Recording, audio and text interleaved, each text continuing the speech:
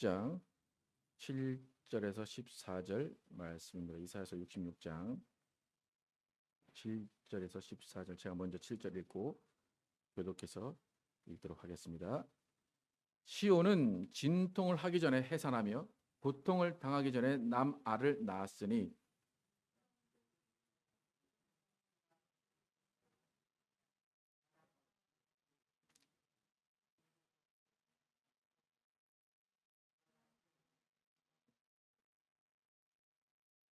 여호와께서 이르시되 내가 아이를 갖도록 하였은즉 해산하게 하지 아니하겠느냐. 내 하나님이 이르시되 나는 해산하게 하는 이인즉 어찌 태를 닫겠느냐 하시니라.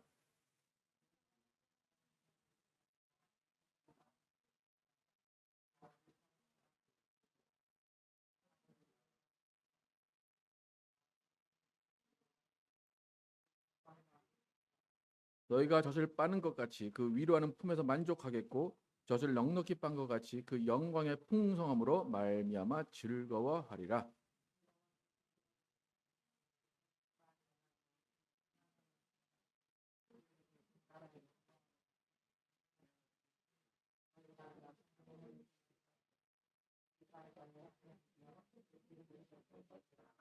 어머니가 자식을 위로함 같이 내가 너희를 위로할 것인즉 너희가 예루살렘에서 위로를 받으리니 너희가 이를 보고 마음이 기뻐서 너희 뼈가 연한 풀의 풍성함 같으리라.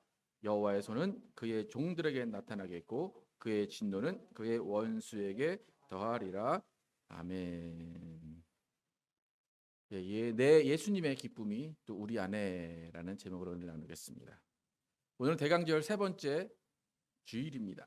그래서 이사야서를 계속 강의하기 때문에 이사야서의 말씀을 가지고 오늘 예수님이 이 땅에서 어떠한 모습으로 오셨는지에 대해서 함께 나누겠습니다.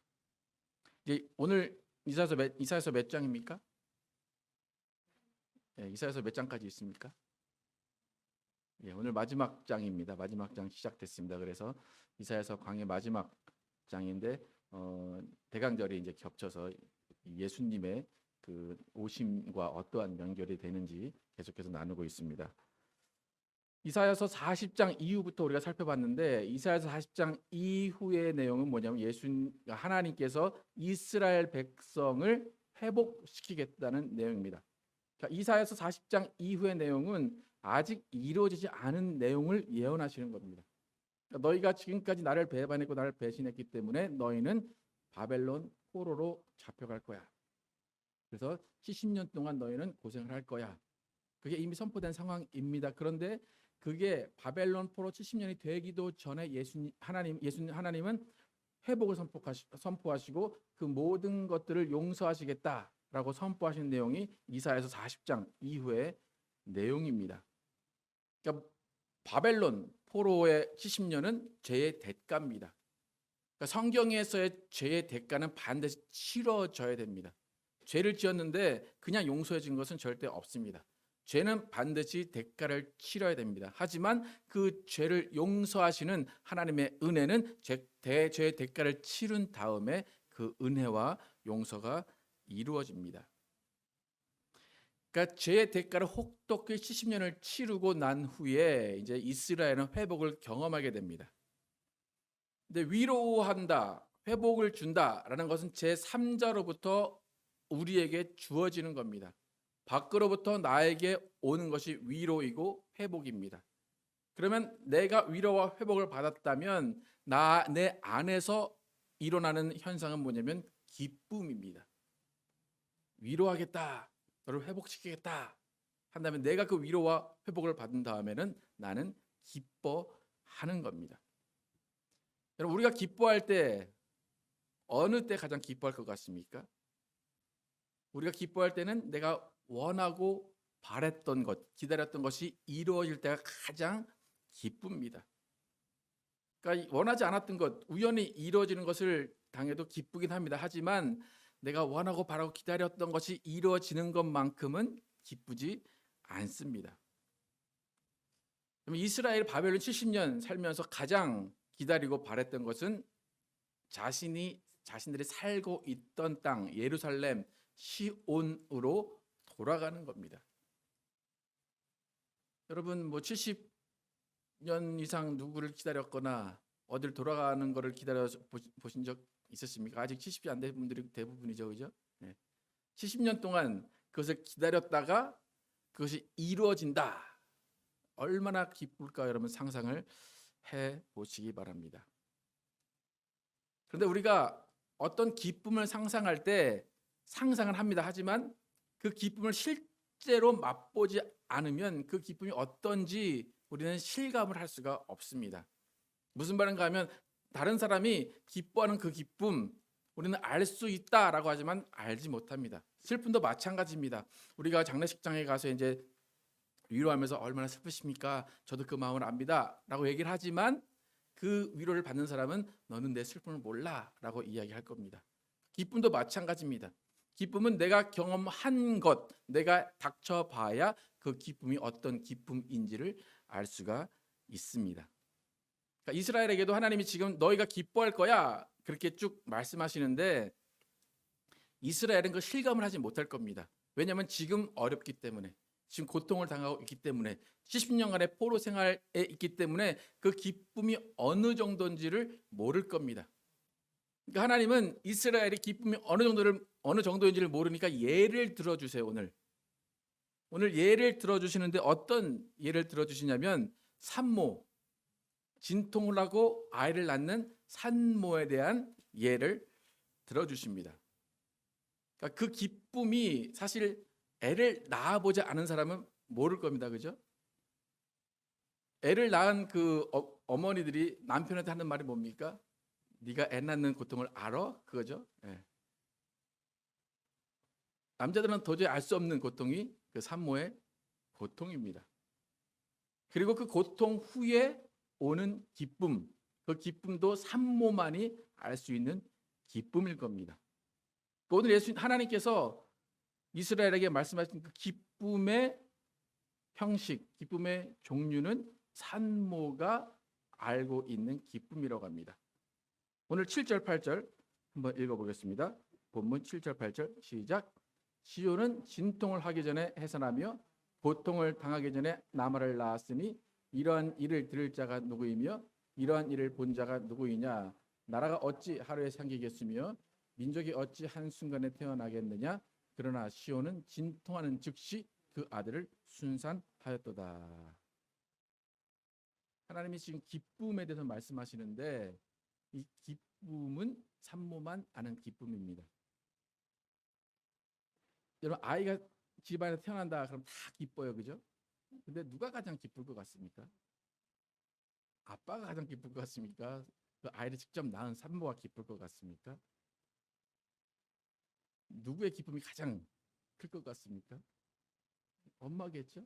왜 엄마의 기쁨 왜 엄마의 기쁨이 가장 클까요? 엄마는 10개월 동안 아이를 데리고 있었어요. 그리고 낳는 그 순간에 죽을 것 같은 고통이 있었기 때문에 그 고통 뒤에 오는 기쁨이 다른 겁니다. 모든 가족들은 기뻐요. 와, 좋다. 근데 그 10개월간의 과정이 없이 기쁜 거고 산모는 10개월간의 과정과 그 죽을 듯한 그 진통을 겪은 후에 기뻐하는 겁니다. 여러분 제가 뭐 산모도 아니고 뭐 직접 알 수는 없지만 그 제가 인터넷 찾아보고 여러 그동안 경험으로 들어본 바로는 산모의 경험들에 의해서는 그 정말 죽을 것 같은 그 고통이 아이를 딱 안는 순간 잊어버린다고 그래요. 정말 그렇습니까? 그런가요? 어떤가요? 다 거짓말인가요? 그래서 어떤 사람들은 이제 그 고통이 있기 때문에 나는 이제 둘째 안 낳아라고 하는데 딱 안는 순간 나 둘째 낳을 거야. 그런 사람도 있다고 합니다. 분명히 진통의 고통은 존재합니다. 내가 겪어야 되고 정말 다시는 겪고 싶지 않은 고통입니다. 하지만 그 고통이 한순간에 없어질 때는 아이를 안는 기쁨을 느낄 때입니다. 지금 이스라엘은 분명히 70년 동안에 정말 포로로 살며 노예로 사는 고통 가운데 있습니다. 하나님은 너희가 기쁨을 얻을 건데 산모가 그 진통을 다 잊는 그 기쁨과 같은 그런 기쁨을 얻을 거야라는 거예요. 얼마나 기쁠까? 얼마나 기쁠까? 그 상상을 산모가 경험하는 기쁨으로 하나님은 설명을 하십니다. 여러분, 산모의 고통은 인간의 타락으로 주어진 겁니다. 하나님이 정하신 고통입니다.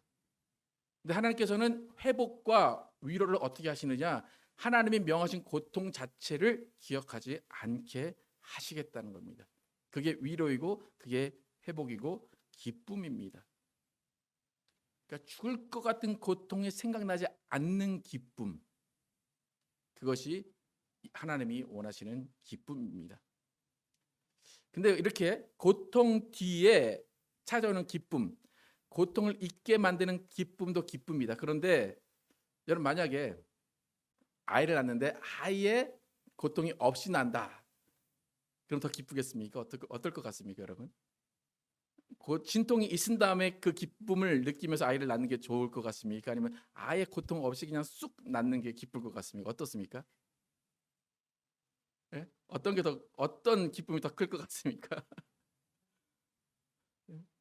제 생각에는 그냥 고통 없이 뽁 낳는 게 더 기쁘지 않을까 싶습니다. 하나님 오늘 그 기쁨도 말씀하시는 거예요. 무통의 기쁨, 무통분만의 기쁨. 그래서 어제 제가 찾아봤어요. 무통분만은 정말 안 아픈가요? 그랬더니 다 아프대요. 그 주사 맞는 것도 아프고, 맞았지만 그 다른 고통이 또 있대요. 예. 근데 하나님은 지금 무통으로 남아를 낳는 기쁨, 그 기쁨이 너희 가운데 있을 거다, 그렇게 말씀하십니다. 산모의 입장에서도 기쁜 것이고 아빠의 입장, 가족의 입장에서 함께 기뻐하는 기쁨입니다. 그러니까 무슨 말인지 아시겠습니까? 고통이 있은 다음에 기쁨은 산모만 아는 기쁨이에요. 그런데 산모만 아는 게 아니라 다 같이 기쁜 거예요. 무통이니까 그 기쁨이 똑같은 거예요. 그러니까 그 같이 누리는 기쁨, 함께 누리는 기쁨을 너희에게 주겠다.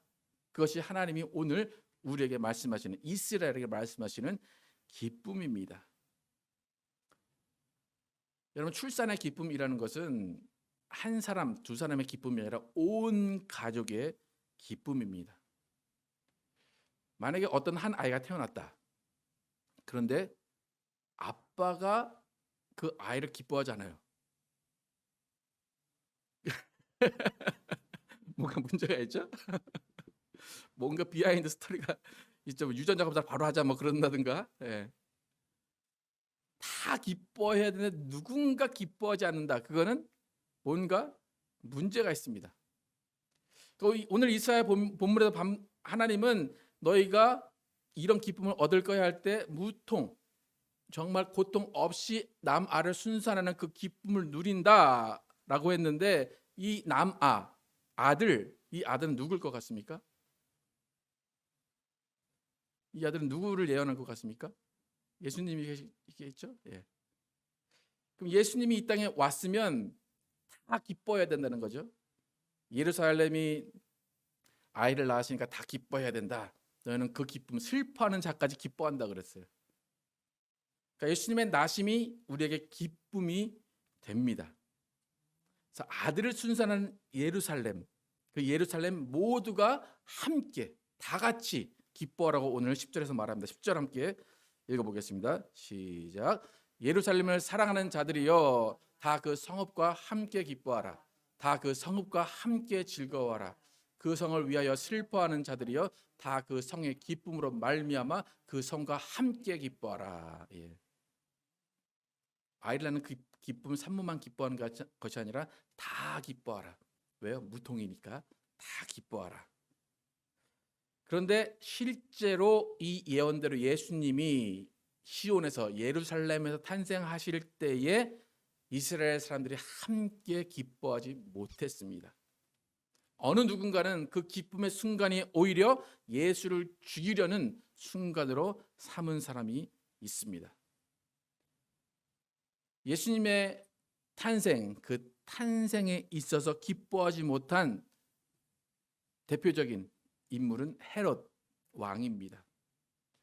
헤롯도 예수님을 인정했습니다. 왜냐하면 그 동방 박사들이 와가지고 이 별은 특별한 별이다. 그래서 그 예언자들 성경학자를 모아서 물어봤더니 맞다. 이건 예수님이다. 선지자다. 메시아다. 그래서 이 헤롯이 나도 그러면 가서 경배할게. 그렇게까지 얘기합니다. 인정을 합니다. 그런데 그 마음에는 기쁨이 없었습니다. 아까 이사야서도 함께 기뻐해라 했는데 헤롯은 경배하겠다 했는데 기쁨이 없는 경배를 하겠다 그럽니다. 그래서 헤롯이 어떻게 반응을 했는지 짧게만 보겠습니다. 마태복음 2장 7절 8절 함께 읽겠습니다. 시작. 이에 헤롯이 가만히 박사들을 불러 별이 나타난 때를 자세히 묻고 베들레헴에 보내며 이르되 가서 아기에 대하여 자세히 알아보고 찾거든 내게 고하여 나도 가서 그에게 경배하게 하라. 경배하겠다는 마음 있습니다. 그런데 그 마음은 기쁨이 아니라 증오이고 질투입니다. 이런 헤롯의 행위를 오늘 이사야서 우리가 66장 7절부터 읽었는데 그 앞부분에서 이런 헤롯의 행위, 헤롯의 마음을 표현한 성경 구절이 있습니다. 오늘 본문 66장 3절 함께 천천히 읽어보겠습니다. 시작. 소를 잡아 드리는 것은 살인함과 다름이 없이 하고 어린 양으로 제사를 드리는 것은 개의 목을 꺾음과 다름이 없이 하며 드리는 예물은 돼지의 피와 다름이 없게 하고 분향하는 것은 우상을 찬송함과 다름이 없이 행하는 그들은 자기의 길을 택하며 그들의 마음은 가증한 것을 기뻐한즉. 소를 잡아 드리는 것 뭡니까? 제사입니다. 어린 양으로 제사 드리는 것 예배입니다. 예물 드리는 것 제사입니다. 모든 것이 경배와 연관된 거예요. 그런데 그 제사하고 경배하고 예배하는 것이 어떤 거라고, 빨간색 어떤 거라고 합니까? 자기의 길을 택하며 그들의 마음은 가증한 것을 기뻐한즉. 내가 예수를 만나서 경배할 거야. 그런데 그 예수를 만나면 내가 죽일 거야. 그게 가증한 것을 기뻐하는 예배라는 겁니다. 가증한 것을 경배한다는 겁니다. 그러니까 헤롯이 한 경배는 뭡니까? 예수를 죽이려는 경배입니다. 자신의 앞길에 걸림돌이 되는 것을 치우려는 자신의 길을 예비하려는 경배입니다. 자신의 이익을 위한 경배라는 것입니다.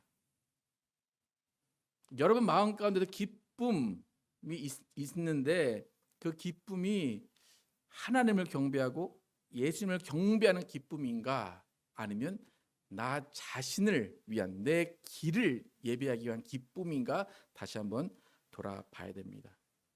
그것은 가증한 것을 기뻐하는 기쁨이라고 분명히 말씀하십니다.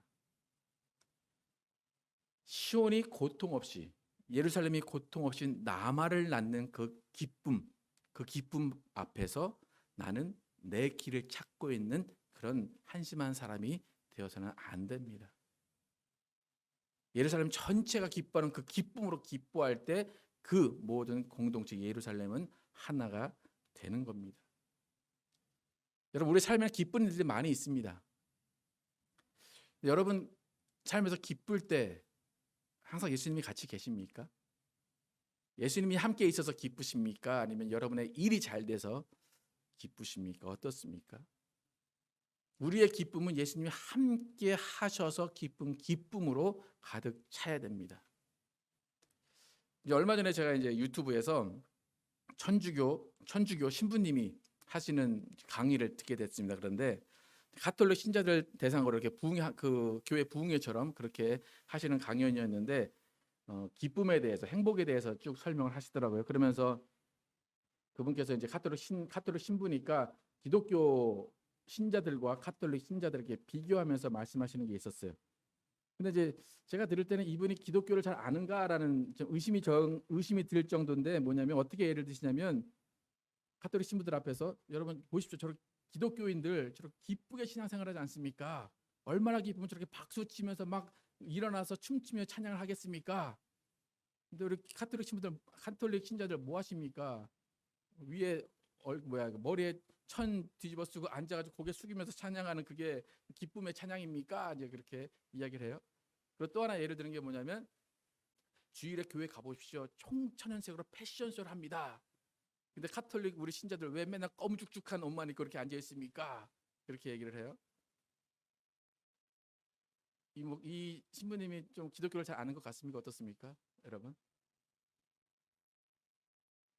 기쁨에 대해 설명하는데 그렇게 설명을 해. 이게 교회를 칭찬하는 건지 아니면 조금 이렇게 안 좋게 얘기하는 건지 모르겠지만 그렇게 성당 사람들과 기독교 사람들을 비교하면서 얘기해요. 그리고 또 한 가지 이야기한 게 뭐냐면 왜 우리 성당 사람들은 맨날 예수님 십자가 진다고 얘기하고 예수님 멸류관 내가 쓰고 가겠습니다 라고 하면서 왜 그렇게 울면서 그렇게 우울하게 신앙생활을 하십니까? 왜 이렇게 평생 혼자 그런 짐들을 지고 가십니까? 기쁘게 사십시오. 기쁘게 신앙생활 하십시오. 그래요. 그래서 예를 든 게 뭔지 아십니까? 예수님도 멸류관 평생 쓰셨습니까? 예수님 멸류관 얼마만큼 쓰셨습니까? 여러분 어떻습니까? 우리도 오해라는 거예요 이게. 예수님 멸류관 얼마만큼의 기간 동안 쓰셨습니까? 실제로 예수님 십자가 얼마 동안 지셨습니까? 잘 모르겠죠, 그죠? 예수님 평생 쓰신 것 같죠? 평생 십자가 지신 것 같죠, 그죠? 예수님 하루 십자가 지시고 하루 멸류관 쓰셨대요. 근데 교인들한테 예수님 하루 쓰시고 예수님 하루 십자가 지시고 하루 멸류관 쓰셨는데 여러분 뭔데 평생 멸류관을 쓰고 평생 십자가를 지려고 합니까? 그렇게 얘기해요. 기쁘게 사십시오. 그렇게 무거운 거 아닙니다. 그렇게 고난인 거 아닙니다. 기쁘게 사십시오. 이제 그렇게 얘기를 하더라고요. 그래서 제가 우리 기독교가 참 그 가톨릭에서 고민하는 그것도 고민하지 않는 건 아닌가 하는 생각을 하게 됐습니다. 여러분 어떻습니까? 예수님이 하루 지신 십자가 멸류관 여러분 매일 지신다고 부담스럽습니까? 여러분 쓰긴 쓰십니까? 멸류관과 십자가 지긴 지십니까? 예수님이 뭐라고 하십니까? 나의 멍에는 쉽고 가볍다. 함께 지자. 그러죠. 근데 우리는 그 말을 안 믿어요. 예수님의 멍에 예수님의 같이 지져가는 십자가 무겁습니까? 안 무겁습니까? 무겁죠. 그래서 안 지려고 하죠. 예수님은 가볍다고 그래요. 근데 우리는 왜 모릅니까? 이게 예수님이 주신 멍에 십자가 무거운지 안 무거운지 왜 우리는 모릅니까? 왜 무겁다고 생각합니까? 사실 져본 적이 없는 거예요. 무겁다고 생각하니까 아예 안 지는 거예요. 예수님 하루 달린 십자가, 하루 쓴 멸류관 나는 평생 쓴다는 거짓말로 위장하고 사는 겁니다. 그러니까 기쁨이 없다는 거예요. 신부님이 그거를 지적을 하시더라고요. 예수님은 분명히 십자가 지시기 전에 고뇌하시고 고통하셔서 정말로 땀방울이 핏방울이 되도록 기도하셨습니다. 그러나 그 기도를 평생 하신 거잖아요. 그것도 며칠입니다. 여러분 예수님이 인생을 얼마나 기쁘게 사셨는지 한번 예수님이 자신을 평가하시고 자신을 어떻게 받아들이셨는지 마태복음 11장 18절에서 19절 함께 읽어보겠습니다. 시작. 요한이 와서 먹지도 않고 마시지도 아니하매 그들이 말하기를 귀신이 들렸다 하더니 인자는 와서 먹고 마시매 말하기를 보라 먹기를 탐하고 포도주를 즐기는 사람이요 세리와 죄인의 친구로다 하니 지혜는 그 행한 일로 인하여 옳다함을 얻느니라. 예수님을 바라본 제3자들의 평가는 어떻다고 합니까? 먹고 마시기를 탐하는 자다. 그게 제3자의 객관적인 평가입니다. 예수님에 대한. 예수님 이걸 부인하지 않으세요. 그래 나 먹고 마시는 자야. 여러분 예수님의 생애가 어떤 것 같습니까? 예수님의 생애 계속 인상 쓰시면서 계속 나 십자가 져야 돼. 나 고난이야. 그러면 다니셨을 것 같습니까? 우리가 예수님의 30년은 모르지만 3년은 잘 압니다. 예수님의 3년 요즘 말로 하면 캠핑하면서 다니신 겁니다. 안 그렇습니까? 모닥불 펴놓고 고기 구워 먹고 어디 가서 잔치에 참여 그렇게 많이 하셨어요, 예수님은. 예. 그러니까 이제 사람들이 볼 때 저 먹고 마시는 놈들이다 그렇게 평가를 한 거예요. 근데 예수님은 그것을 부인하지 않으세요. 예수님은 그렇게 즐겁게 사셨어요. 그렇게 즐겁게 사셨는데 그 즐겁게 사시는 와중에 하나님 아버지의 말씀을 다 이루신 거예요. 이게 십자가의 능력이에요. 그러니까 십자가의 능력은 고민하고 나 혼자 막 고민하고 아니야 나 오늘 말씀 봐야 돼, 나 오늘 기도해야 돼. 그게 아니라니까요.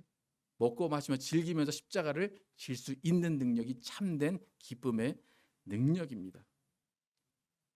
그리고 예수님은 죽으시면서 또 그 죽기 전에도 계속해서 강조하신 것이 있어요. 요한복음 15장 10절 11절 함께 읽겠습니다. 시작. 내가 아버지의 계명을 지켜 그의 사랑 안에 거하는 것 같이 너희도 내 계명을 지키면 내 사랑 안에 거하리라. 내가 이것을 너에게 이름은 내 기쁨이 너희 안에 있어 너희 기쁨을 충만하게 하려 함이라. 예수님은 평생 하나님 아버지의 말씀을 지키려고 살았습니다. 말씀을 지키시려고 십자가에 달려 돌아가셨습니다. 말씀을 지키려고 채찍 맞고 욕 먹고 아무것도 가지지 않는 무소유로 살았습니다. 그런데 뭐가 내 안에 있대요? 내 기쁨이 충만하다 그래요. 그래서 제자들에게 원하는 단 한 가지 뭡니까? 내 안에는 기쁨이 너희 안에 충만히 있기를 원한다 그래요. 여러분 말씀대로 살고 계십니까? 예수님의 말씀 다 지키고 사십니까? 찔리죠. 정죄되죠. 그러지 말라는 겁니다. 말씀을 지킬 때 기뻐하라는 겁니다. 말씀을 지키는 과정 가운데 기뻐하는 것이 예수님이 제자들에게 말씀하신 예수님의 기쁨이 너희 안에 충만하길 원한다는 말씀이 이루어지는 겁니다. 예수님은 왜 기쁘셨을까? 예수님은 자신이 당하는 고통, 자신이 당하는 고난 그것을 통해서 아버지께 영광이 된다는 걸 아신 거예요. 내가 오늘 핍박받고 내가 오늘 십자가에 못 박히면 이 과정이 내 이후에 사는 그 모든 사람들을 구원할 수 있구나라는 그 기쁨이 가득 찼던 거예요. 그 고통이 내 고통이 아니라 다른 사람의 고통, 그 기쁨인 거예요. 내가 고난받음으로 인해서 다른 사람들 구원을 받을 수 있구나라는 그 기쁨이 예수님 안에 가득 찬 것입니다. 여러분 우리가 하나님의 말씀을 지키지 않을 때가 많은데 못할 때가 많고 부담이 될 때가 많은데 그것은 왜 그러냐면 그 기쁨을 경험하지 못했기 때문이에요. 그 기쁨이 어떤지를 알지 못하기 때문이에요. 여러분 오늘 이후로는 예수님 말씀 지키는 것이 고난이다 라고 생각하지 마시기 바랍니다. 예수님 말씀대로 사는 것이 기쁨이다 라고 생각하시기 바랍니다. 우리가 아는 기쁨, 지금까지 알았던 기쁨은 뭐냐면 내가 원하는 것이 이루어질 때 그 기쁨만 알았던 거예요. 근데 내가 원하는 것이 이루어지지 않아도 기쁜 것은 예수님이 나에게 함께 하시고 예수님의 일이 이루어지기 때문에 기쁜 겁니다. 내가 오늘 핍박을 받으면 예수님이 기뻐하시고 예수님이 기뻐하시면 나도 기뻐하는 겁니다. 여러분 기도가 기쁜 이유는 왜 기쁠까요? 응답이 돼서 기쁘죠, 그죠? 다 들어주셔서 기쁘죠. 근데 안 들어주시면 어떨까요? 기쁘지가 않아요, 그죠? 근데 우리는 기도는 기쁨으로 하는 겁니다. 요한복음 16장 24절 함께 읽어보겠습니다. 시작. 지금까지는 너희가 내 이름으로 아무것도 구하지 아니하였으나 구하라 그리하면 받으리니 너희 기쁨이 충만하리라. 기도해서 받으래요. 근데 구해서 받으면 네가 구한 거 그대로 딱 나타날 거야. 그게 아니라 뭐가 충만하대요? 기쁨이 충만하리라. 여러분 기도했는데 상황이 안 바뀌어요. 기도했는데 낫지 않아요. 근데 뭔가 모를 기쁨이 있어요. 그게 응답이라는 거예요. 근데 그 문제는 뭐냐? 그 기쁨이 하루 이틀밖에 안 간다는 거예요. 또 다시 상황을 보면 다시 좌절이 돼요. 아, 왜 나 응답 안 했지? 예수님 뭐라 그래요? 야, 응답 줬잖아. 너 기뻐했잖아. 기뻐했으면 응답 온 건데 왜 다시 돼지가 그 쌓아놓은 대로 다 돌아가듯이 왜 다시 글로 돌아가냐 그거죠. 예. 여러분 안에 기도해서 기뻐했다면 그것이 응답인 줄 믿으시기 바랍니다. 그리고 그 기쁨을 계속해서 유지하시기 바랍니다. 상황이 바뀌지 않아도 내 마음에 기쁨이 있으면 그 상황은 언젠가는 바뀝니다. 언젠가는 그 응답이 내 눈으로 보일 때가 있을 것입니다. 여러분 천주교 신부님이 기독교인들 참 기쁘게 신앙생활 한다라고 평가하시는데 정말로 기쁘게 신앙생활 하시기 바랍니다. 좀 전에 부른 찬양에서도 즐거운 마음으로 십자가 지고 가라. 그러면 어떻게 된대요? 슬픈 마음이 위로받는다. 그래요. 우리는 십자가를 즐거운 마음으로 져야 됩니다. 면류관을 즐거운 마음으로 써야 됩니다. 예수님이 그렇게 사셨습니다.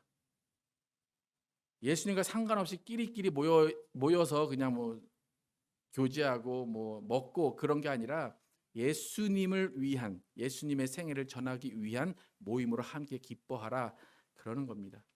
예수님의 가장 중요한 명령 뭡니까? 예수님이 이 땅에서 다 사시고 그다음에 너에게 명령을 준다, 계명 준다. 그 계명 뭡니까? 서로 사랑하라 합니다. 서로 사랑하라는 그 계명 지키면서 우리는 기뻐하면 예수님의 명령을 다 지킨 겁니다. 예수님의 주시는 기쁨은 가증한 기쁨이 아니라 정말로 예수님이 주시는 충만한 기쁨입니다. 예수님의 기쁨은 혼자만 기쁜 게 아니에요. 아까 뭐래? 예루살렘이 기뻐할 때 함께 기뻐하라, 함께 즐거워하라. 여러분 만약에 집안에 기쁜 일이 있으면 혼자만 기뻐하지 마시고 좀 나누시기 바랍니다. 기뻐하니까 야, 와 잔치하자, 야, 함께 먹자, 함께 마시자. 공동체가 함께 기뻐하는 겁니다. 교회 안에 보면 가끔 가다가 혼자 기뻐하시는 분들이 계신데 교회 전체가 기뻐해야 돼요. 특히 이제 예배 시간에도 찬양단 그들만 기뻐요. 앞에 있는 사람은 기뻐하고 이렇게 그러면서 쇼하고 있네. 이제 그렇게 하시는 다 함께 기뻐해야 돼요. 여러분 침례 요한의 삶은 노숙자 같은 삶을 살았습니다. 메뚜기 먹고 석청 먹고 신발도 거의 없이 그렇게 살았습니다. 그런데 그 삶이 기뻤을까요? 기쁘지 않았을까요? 기뻤습니다. 요한복음 3장 29절 30절 함께 읽겠습니다. 침례 요한이 어떻게 얘기했는지 시작. 신부를 취하는 자는 신랑이나 서서 신랑의 음성을 듣는 친구가 크게 기뻐하나니 나는 이러한 기쁨으로 충만하였노라. 그는 흥하여야 하겠고 나는 쇠하여야 하리라. 예수님을 보고 침례 요한이 한 얘기입니다. 그는 흥하여야겠고 나는 쇠하여야 하리라. 그런데 그게 뭐예요? 기쁨이에요. 여러분 남이 땅을 사도 배 아파하지 마시고 함께 기뻐해 주시기 바랍니다. 그것이 예수님이 원하는 기쁨이 여러분 안에 충만한 겁니다. 여러분 교우가 좀 잘 됐다는 그 소리 들으면 얼마나 기쁩니까? 그죠? 아 나도 기뻐.